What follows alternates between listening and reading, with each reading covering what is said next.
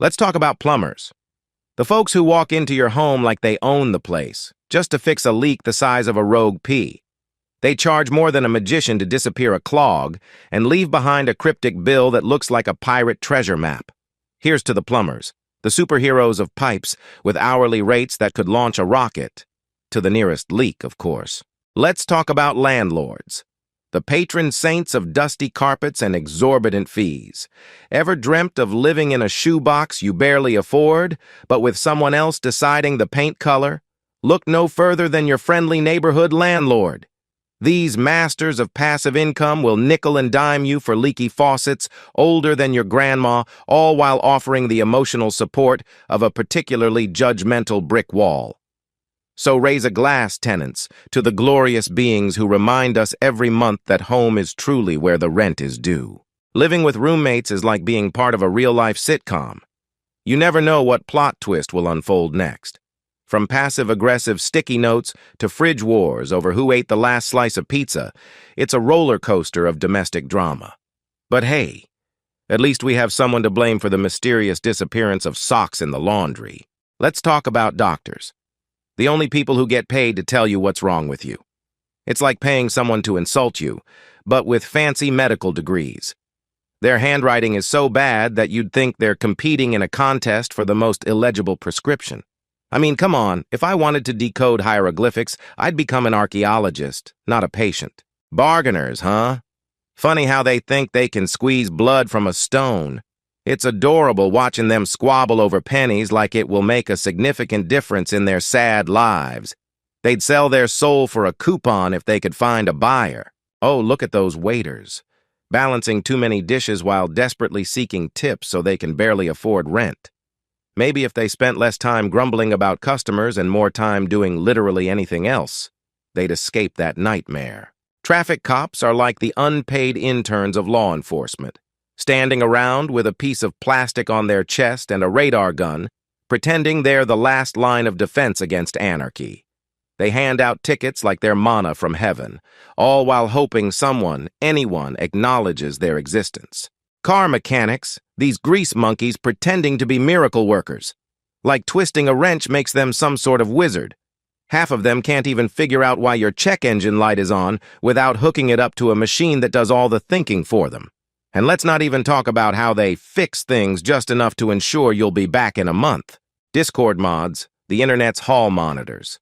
Power-tripping control freaks with nothing better to do than mute kids in their mom's basement. Imagine thinking you're important because you silence 12-year-olds on a chat server. Keep flexing that tiny bit of authority, keyboard warrior. Vegans. Salad munchers who think their kale smoothies will save the planet. They sit there, munching on grass like cows, while pretending they're on some moral high ground, as if eating rabbit food makes them superior. Keep hugging those trees, you flavorless tofu enthusiasts, while the rest of us enjoy real food. Oh, electricians. Can't even spell voltage without shocking themselves. They think they're cool with their tool belts and voltage meters, but they're just wire monkeys running around fixing light bulbs like they're saving the world. How does it feel to be a pawn in the power grid? Sparky? Get a real job. Procrastinators? Just a bunch of lazy, spineless cowards who'd rather rot on their couches than actually achieve anything. They talk big, dream bigger, but in reality they're just pathetic excuses for humans, always dodging real work. Keep hiding behind your lame excuses, slackers. The world doesn't need more useless parasites like you. Let's talk about your boss, that windbag who couldn't manage a lemonade stand. They think they are the best, but I've seen more competence from a headless chicken. It's a miracle they can tie their own shoes, let alone run anything. If brains were dynamite, they couldn't blow their nose.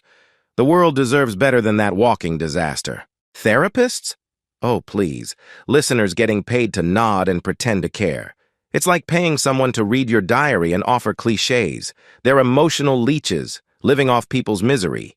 Keep whining to your expert while they rake in the cash and laugh all the way to the bank.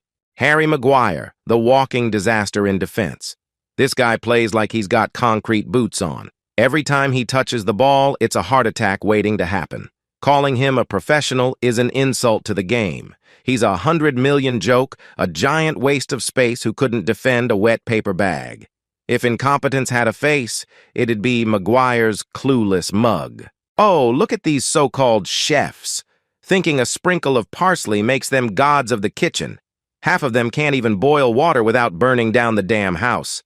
They strut around in those tacky white coats like culinary clowns, whipping up overpriced crap that even my dog wouldn't sniff. Cats are nothing but flea-ridden, lazy furballs. They puke hairballs, scratch everything, and act like they own the place.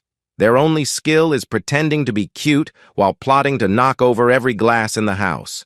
Anyone who worships these useless creatures needs their head checked. Oh, my parents.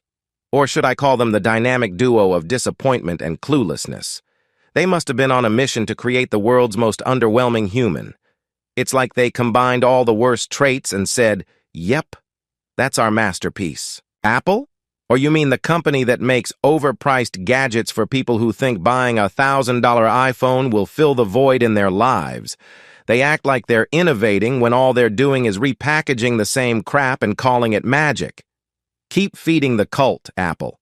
It's a joke. Look at vloggers, these wannabe celebs who think their lives are worth watching. Nobody cares about your overpriced coffee or fake positivity. Your content is as worthless as you are. Quit pretending to be interesting, attention-seeking nobodies. These sneezy clowns can't even control their own noses. They're like broken sprinklers, spraying snot everywhere.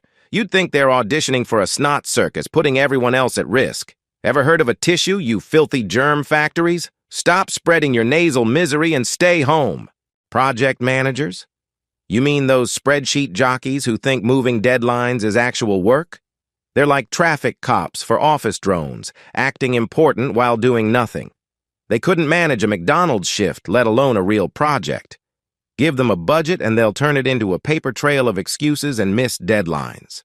Tourist guides are just overpaid babysitters for clueless morons who can't read a map.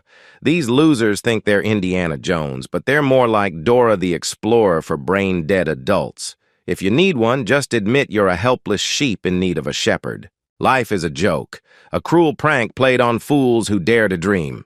You strive, you struggle, only to get kicked in the teeth by fate.